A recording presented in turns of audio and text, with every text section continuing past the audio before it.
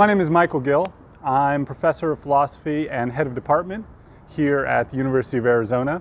My interests are mainly in moral philosophy, and I'm interested in the history of moral philosophy going all the way back to the ancient Greeks and through the 17th and 18th century and right up to the present day.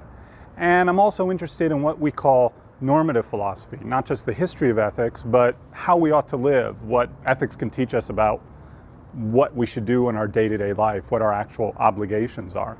What first got me interested in moral philosophy and got me hooked was an article that I read when I was a freshman in college. It was an article that came out in 1973 by the philosopher Peter Singer, who's still well known and quite famous.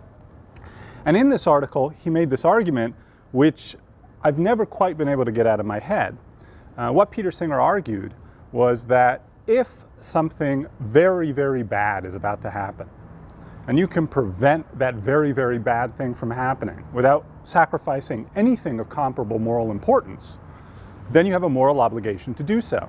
So the conclusion of his argument was we ought to sacrifice all of our luxuries to prevent people from starving across the world. And when I was a freshman in college, I read that and it got its grips into me. I thought, that seems deeply intuitive. And yet, if you take that seriously, it completely changes your life.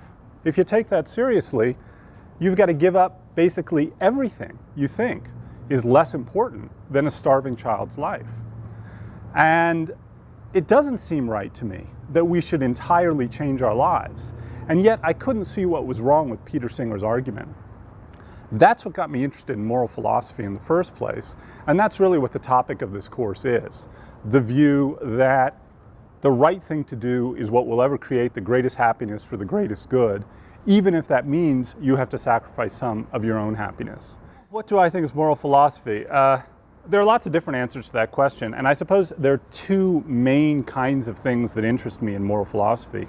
On the one hand, I'm interested in the history of moral philosophy, which is the history of what people have thought ought to guide our lives. The other aspect of moral philosophy is non-historical. It's not a question of what other people have thought. It's not a question of what Aristotle or Immanuel Kant or John Stuart Mill might have thought hundreds of years ago.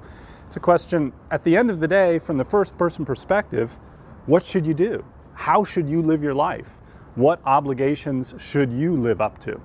If, in fact, our obligations are to do the most good in the world, 200 years ago, that might have been do the most good for people in your village.